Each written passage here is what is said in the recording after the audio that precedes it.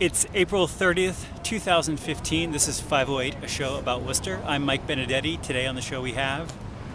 Virginia Ryan. Bill Coleman. And... Brendan Melican. How are you? I'm doing okay. This is 508, Worcester's Libertarian Voice. This is our new slogan, Worcester Libertarian Voice. We have to change that every week, though. I mean, just like Worcester changes its slogan, 3 or 4 times a day. We'll change our slogan every week. We'll need suggestions so we can keep something in the can, ready to fire all the time. Sounds like a good plan. We're here on this overcast but beautiful spring day on the Worcester Common, and today we're gonna be talking about the question: what do you want the candidates to be discussing as they compete for votes in this year's Worcester City Council election? Usually we have this show every 2 years, and we point out that it's a little bit of a crazy show because people in Worcester don't vote based on issues. Yeah. And by ignoring the horse race part and focusing on the issues, we're being a little eccentric. But this is a year where there's a lot of controversy around things at North High that will definitely make people vote on issues in the school committee race, and this may very likely bleed over into the city council race. Yeah. So I'm very excited to see what happens this year. I want to just throw this out to you guys. What are the issues we should be discussing? And honestly, we'll pick three of the questions out of this show and out of comments that people give us online, and those will be the questions that we ask all the challengers for city council when they come on this show. Now, the North High stuff is obviously the huge issue this year, but it is sort of a school committee thing. So, well, not only is it a school committee, but it's a one-off sort of issue, right? I mean, I was going to say my answer to your actual question would be an actual focus on local economic development, because almost every other issue that we have stems from that, and not just like, oh, how do we bring more big businesses in, or how do we expand the footprint of businesses that are already here, but how do we actually develop a long-term local economic development plan that increases long-term revenues to the city, that creates job opportunities for the city, so that the kinds of problems that we see mostly along socioeconomic lines at North High School that bubble up every once in a while but aren't regular problems don't become constant and regular problems down the line. It seems to be the one thing that we get so deep in the weeds, week to week, year to year, whatever the case may be, on these little issues that ultimately are just that. They're little issues, they're statistical anomalies and whatnot, but we never get down and dirty and actually deal with the long-term planning that we're going to need to ensure that these little things don't become consistent headaches. no, Bill, I know you're actually running for at-large for city council this year. Yeah. We're having you on the show anyway. That's good. Because you're a great guest. Yeah, it's great. What do you think? Well, I think the whole issue you talk about is public safety. Yeah. Public safety is going to be a real discussion point this year in all the elections. The council will soon vote on whether to have a new police class, a reduced number. But with that, they also have to look at some of the issues that are bubbling around the country that have come into Worcester. And I'm even going back to the issue of Wall Street. When kids were out here protesting Wall Street, and then you have kids protesting the different killings that are going on around the country, some of this bubbles up into Worcester, and then you find that there's issues going on in Worcester. You mentioned North High, you can mention Burncoat, we can mention 26 years ago, South Worcester, Worcester's high school that, experienced an actual death in the community. And then you look at what are we doing to address the issues of economic opportunity for young African-American, Hispanic, urban white, and Asian men in this community? Are we fighting for summer jobs for city youth? We're trying to look at a statewide allocation of $11 million for summer jobs. That's a joke. We need $22 million for summer jobs to pay kids $12, $13, $14 an hour so they can help pay bills at home, so they can help do things so that, when it comes down to September, they're ready for high school. They've got a little nest in the bank instead of sitting around hanging out in the streets trying to find something to do and ended up doing something stupid. I think the city councilors this year, and I told them, I talked to a few young people that are running for city council for the first time. I said, don't get hung up in a lot of philosophical things, because people still want to know when that pothole is going to be fixed, if their trash is going to be picked up. With the issues that happened in last winter's snow removal, I know a lot of people are still pissed off. I mean, when I was shoveling out my driveway and 2 seconds later I see this plow come and shovel me back in, I'm thinking there's got to be a better way. That irritated the hell out of a lot of people. I think if the election was held in February, that would be the number one issue: is can we get the snowplow drivers to not plow people? Well, at least have a public hearing and discuss options, so that when it comes down to the road, a lot of people got their cars destroyed. One guy, he collected $7,000 because the snowplow didn't even recognize it was a car underneath this plow, and it hit his car because it was sticking out of a driveway. There's a lot of issues, but the issues of education, I'm an educator, and we have to fight hard for the funding. I mean, I've worked at UMass Amherst, and I've worked in the Worcester Public Schools, and I know that most of the public have no idea of the magic that happens once those children walk into those classrooms, and once they go into those doors, and the work that the teachers put in. And when I see, preschool classes of 32 kids, second grade classes of almost 28 kids, I'm going like, wait a minute. And then we're fighting over PARCC tests versus MCAS tests. And I wish there'd be a moratorium on testing for 5 years, put that money into hiring teachers, support professionals, and then working out to see if we can do a better job without having teachers teach to the test. Bill, just to build off two things you just said that I think are important is one, you said the magic that happens in classrooms. Just to take that a step further is, we don't celebrate how good the outcomes in Worcester actually are. There's always a failure here or there, but overall, we're doing a fantastic job of educating our kids in the city. And then you talk to certain demographics, and they're fleeing the city to Holden and Princeton and Leicester because they think the schools are falling apart based on what we say about our own system publicly via the press and just in general conversation. But if you look at the raw data and you assume that across the state we've agreed that there are certain metrics that we're going to use to measure student productivity by, we're blowing it out of the water. We're killing it. I mean, Worcester has an incredible school system that we mostly ignore, which again, once in a while, it's just nice to stop and say, hey, good job, as a community, and we don't really do that. Another half of that is just what I was saying about economic development. I mean, I think that really comes down to what you mentioned about the jobs idea, and I said this to Bill before we started taping, Mike, when you were on the other side of the common. We can sit and debate what the appropriate placement of metal detectors in a public school is, right? But that doesn't actually solve a problem. What we need to take it a step further and say if there are 6,000 kids currently in the Worcester Public High Schools, do we have jobs waiting for all 6,000 of them over the next 4 years? And then keeping in mind that every 4 years, there's at least another 6,000 kids who are going to be in need of employment opportunities and their own personal economic development opportunities. But I see a real good opportunity. Well, I want to take it over to Virginia Ryan. I want to take it over to Virginia Ryan for a second. I also want to point out, a lot of what you guys are talking about is school committee stuff. No, at all. No? You don't think so? How's economic development school committee stuff? Yeah, our school system being good though is school Yeah, committee, but right? that's the largest So we spender of our money. It our is. Tax money, the largest spender of our tax money. And I'm like thinking, hey, if we can get kids to take a math course and a summer course during the summer, and we can pay those kids a stipend to go to summer school, those kids will be enthusiastic. They'd be well ahead of the curve when September comes around. And why not use that? That's all part of economic growth. And we can get summer funding to not only pay for that, but also support the professionals that will be teaching those classes. I want to bring it to Virginia Ryan, who's been sitting here patiently. Thank you. Hi, Virginia. How are you doing? Fine to you. What issues would you like the candidates to be discussing for City Council this year? I think that school department, being a retired school teacher from Worcester, I think that is one of the most important. And you talk about the problems at North that they had, but also at Burncoat High School, and then in the paper either yesterday or today about the guns that were found near Burncoat. I think that the school committee and the city council and the city government have an obligation to keep those students and those teachers safe by any means that they can. Are we going to have a shooting and then put in the metal detectors? If you go down to the courthouse, you go through a metal detector. In other places, you go through a metal detector. So I think I agree with Mo Bergman, a present city councilor, who has said that he would like to see the metal detectors, and also the fact that the police want to put in surveillance cameras in the schools. I think that's great because... Brendan, you get a head out? I'll talk to you soon.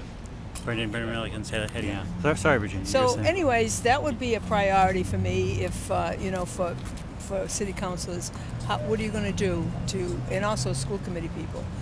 You have to keep the kids safe and so on. And, if you don't want to have flight to other school systems or other communities, like a lot of people go to Holden, because their perception of the schools in Worcester is poor. So I think that somehow the Worcester schools have to do a better job at making themselves known how good they are. And I know they're good.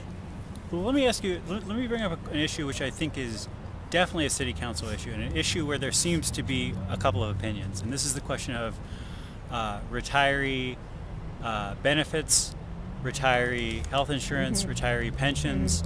And some politicians in the city of Worcester have come on this show and said, this is a huge financial crisis. We need to make this the priority.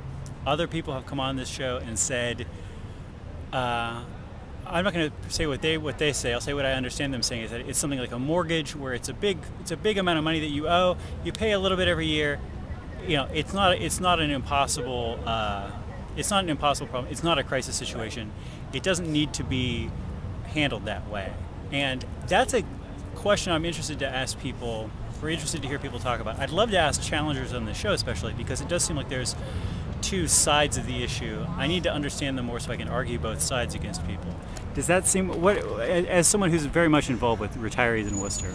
Yes, retirees in Worcester, until we started our coalition of Worcester retirees in 2007, weren't really treated very nicely in the city. Mm-hmm. One of the union presidents, not Worcester one, but an out-of-towner union president of a school system, said to me, retirees are like low-hanging fruit. And I didn't know what he meant by that, so I asked him to explain. He says, you're easily picked. And we were protesting that we were going into Medicare in 2007 because of the fact that it was doubling our health care costs. And I think that if you look at the health care costs... This is where the city was saying, you should just go on Medicare and don't worry about our health insurance for you. Right. And, we were protesting it because most people, by the way, were on Medicare already because the city had sent them a letter when they were approaching 65 that intimated that they had to go on Medicare, but they didn't. And a system like Boston had said to the retirees, if you go on Medicare, we will pay 50% of Part B. And they're still paying that. Okay, so none of the Worcester retirees. And as far back as 1985, people that were on the best Medicare plan, namely a Blue Cross plan, were paying 25% of their premium. We found that out. Mm-hmm. So we were down here protesting all the time. We dressed in trash bags. We sat in council meetings with coalition bargaining and whatever that we wanted. And finally, the city said, okay, everybody will be at 25%, the employees and the city retirees. And they promised to keep it that way. But, promises have to be in writing. Mm-hmm. And so we're going to be trying to get coalition bargaining again in Worcester, which would protect retirees as far as health insurance. And if you really want to look at the problem, it's not that the retirees are the problem with the pensions and the health insurance. It's the cost of health insurance. Mm-hmm. The cost of health insurance for you, for everybody, has gone sky high, and it's the largest in Massachusetts. And that's the reason why I work with MassCare, which is a single-payer system. One only has to look at the other advanced developed countries in the world. Mm-hmm. I lived in Germany for 10 years teaching for Department of Defense. Germans go to see a doctor. They don't get bills. The same thing, I was in Provence this past September with friends. One person went in to get a prescription from the United States filled. He came out and I said, how much did you pay for that? He said €5, which is about $6.20. He's from Colorado, and his bill, his copay with insurance was $37 from Colorado. So, the reason why they can do this cheaply is because they're single payer. They don't have the high administrative costs like every insurance company in United States has. I want to bring it back to the city council. Single payer healthcare is probably beyond the Worcester City Council. It is. But do you feel like this question of how are we going to pay for retiree benefits going forward is a legitimate one? Do you feel like it's a legitimate question, or do you feel like it's more or less taken care of? It is taken care of. Okay. Mo Bergman, I worked for him 2 years ago, and I'll continue to work with him.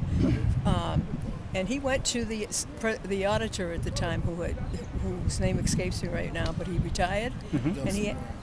And Del Signori, and he said to him, what does the books look like?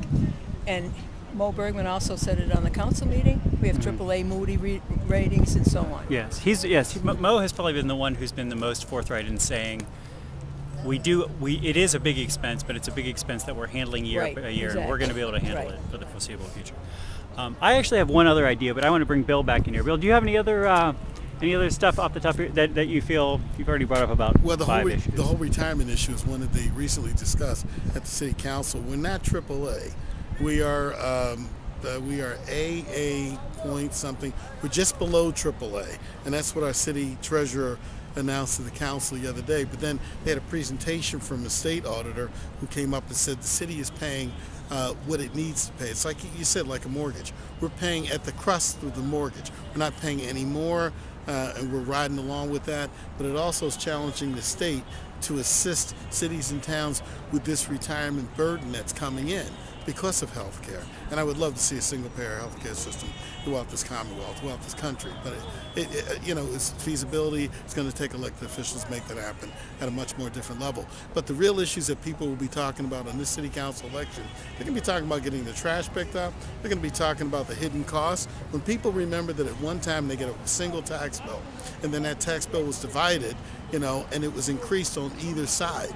And then we have a trash bill. What do you mean it was divided? It was divided. We had one single bill, trash, sewage, the whole bill. It was all in the one bill. It was all in one bill, and it took care of everything. And then when they divided it, they said, well, we're going to divide it so we can separate departments. It was pretty much around Proposition 2.5 in the early 80s when they started doing that kind of thing, so that they wanted to say we could reduce costs. They actually increased costs. And now, we bring in about $20 million a year from trash bag fees.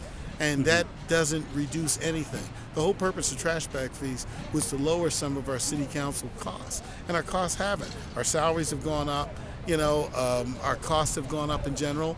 And people are saying, okay, well, where's the benefit to all this? Now, recycling in Worcester has been hailed by a lot of communities around the Commonwealth. We are at 47.8%. And the fact that in Worcester we have to pay per the bag. I know. Probably that's something which really pushes that way. It's an additional tax. Yeah. It's an additional tax, but we get nothing. Boston gets about 30% of its recycling that's regenerated fee through plastic, through all this. Worcester gets nothing, and the companies who sort it, separate it, put it out there, they get a whole lot. But now we say you don't have to buy the trash bags. But the trash bags are expensive for some folks. They are. And I see a lot of people still dumping. We're dumping in the city of Worcester. People, they try to jam too much in a really small trash bag. But the whole secret is encouraging more recycling in the city of Worcester. But the issues are going to be education. The issues are going to be public safety. It's going to be about the potholes, the snow removal if we ever run into another winter like we just recently had. But the issue is going to be also about the demands of the minority community for greater inclusion and the economic bounty that the city of Worcester has put forth. And I have put forth a question that I hope the council puts on the ballot that will ask people in Worcester if they support Boston 2024 for the Olympics and be the first community in the Commonwealth that gives its voters a chance to weigh in on that. Is that going to be on the ballot? Well, it's in the Rules Committee right now, okay. And that's George Russell, Connie Lukes, Rick Rushton. They have to meet and decide to recommend to give people a chance to have a freeway on that question. Now, what that does is it gives the people in Worcester a vote, but it gives the city of Worcester a voice on discussing whether they support Boston, having the Olympics. And if it happens, then what happens is they may look at Lake Quinsigamon for possible rowing. Yeah. They may look at some of our other venues, because if you look at Atlanta or LA, who've had Summer Olympics, they work within an 80-mile radius of the city to provide housing, security, and transportation back and forth to these venues. And that becomes a big city council issue if that's going to happen, because then the city council is going to be one of the bodies that's going to be involved in some of that, right? It'll be down the road, but the bottom line right now is if we give Worcester the chance to be the first community in the Commonwealth to weigh in on it, because in that way we are at the table, and when they start discussing these economic plans for expanded rail service and infrastructure repair that might support a Boston Olympic in 2024, which really isn't that far away, but right now we're looking at almost 7 years of constant construction if it does happen. But if it doesn't happen, like somebody said at the city council meeting the other night, if we rebuild our structures for more regatta rowing in Lake Quinsigamon, it benefits us anyway,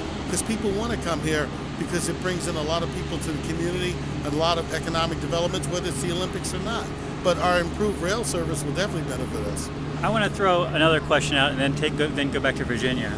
One thing that I always think about in Worcester is, what is it like to be in Worcester as a low-income person? There's a lot of ways, to go at this problem, and we address a lot of them in the city. One way that I don't hear addressed a lot is the idea that we just plain need more housing in Worcester. Not that we necessarily need more apartment towers, but that we need to have fewer vacant lots and more three-deckers. Make the cost of rental housing a little bit cheaper just through the market rather than only through pushing dedicated low-income housing.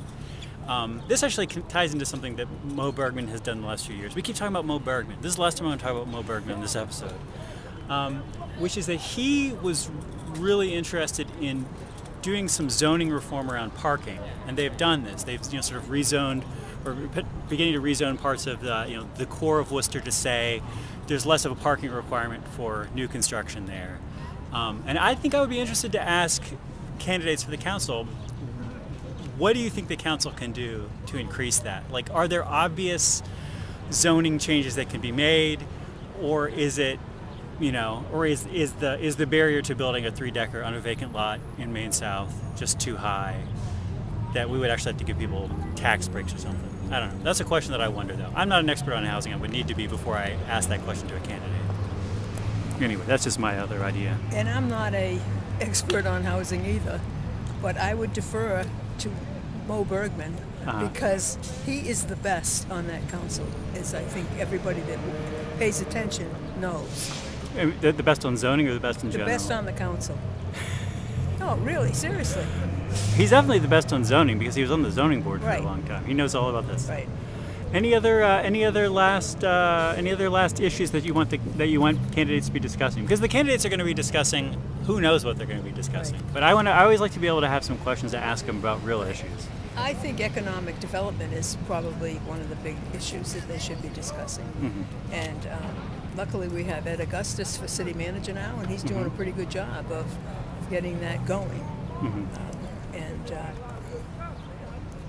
This is all I can say about that. Yeah. And I'd say economic development, but economic inclusion. And I think the city manager has gone forward with meeting with various different ethnic groups in the city to see how our tax dollars, which are green and not any particular color, can be better dispersed. But when you're talking about housing, I would say I'd invite everybody to take a ride around the city. Drive up Beacon Street, where a major economic development plan for increased housing is happening, where they're building many, many units. Mm-hmm. And then they're talking about the Bradley building downtown. Sure, yeah. They're going to be further developing that. We're going to have a couple hundred new beds. I think. I don't know how you describe it. A couple hundred new people will be living in that building. Well, and not only that, but when you look at the courthouse that has been settled, I think we're looking at bringing in maybe 5,000 or 6,000 individual units of housing to the city. Mm-hmm. Now, it would be great. We don't have the financial infrastructure or the support to build a lot more triple deckers. They're coming down because sometimes they're just too expensive to maintain. Sure, and people are. sure. It'd be great to sell them, to have some kind of a plan so that young people could buy, and the new ethnic groups coming to the city can do like the first ethnic groups did and live in these triple deckers. But we don't have that work environment, so we need to create a positive environment for companies to come, employ people. We got a workforce, even manufacturing. I'd love to see Apple build a plant to build its phones right here in Worcester. It's pretty much automated, but that would be wonderful. I like your vision, Bill, to have an Apple facility. Oh yeah, we need to think outside the box. I mean, Apple, some of its first T-shirts were printed right here on Southbridge Street behind Rotman's. Yeah, there was a company that was printing T-shirts back in the early days, and they were printing some of the first Apple T-shirts right here in the city of Worcester. That's an interesting little history part. But I know Barbara Cup. Her husband was David Cufford, who was researching down at UMass. But she started a T-shirt company, and she was one of the first to print some of the first Apple T-shirts. Well, that's amazing. Well, guys, unless there's any final words. I would like to say one thing about the housing. Yes, ma'am. You need to have some market housing here too. Yes. And I think that's very important. So. That's what I think about. That's what I think about whenever I think about really solving housing or really making Worcester more affordable on a broad level. I mean, Worcester is already pretty affordable in comparison to the average income in the city of Worcester. But especially at the bottom, it's a huge amount of people's money to be able to pay for housing in this day and age compared to what it was 50 years ago. Renting an apartment is super expensive, and just whatever it is that can make that cheaper in a broad way, not just get on the waiting list and wait 2 years. Well, thanks for being on the show. Virginia Ryan of the Worcester Coalition of Worcester Retirees. Coalition of Worcester Retirees and many other organizations. Bill Coleman of Community being a activist. community activist candidate for the Worcester City Council. I'm Mike Benedetti. Brendan Melican just had to take off here. If you have ideas for what issues the candidates should be discussing as they compete for votes in this fall's Worcester City Council election, not the horse race stuff, not too much of the school committee stuff, although apparently people really want to talk about that, so we will definitely have to have that as a question. But the city council stuff, what issues? Put it on our Facebook, go to pieandcoffee.org, put it on there, email me at pieandcoffee@gmail.com, and let us know. And we're going to come together, we're going to come up with a couple of those questions, because in half an hour you can only ask somebody a couple questions in depth. We're going to come up with our list of 3 or 4 questions, and we, as we do every election year, are going to try to get every single challenger for Worcester City Council on this show to answer those issue questions, also to talk about the wire, but mostly to talk about Worcester issues. That's what we're doing this year. We're excited. You're a part of it. We're excited to be a part of it. We'll see you next week, guys. Bye-bye.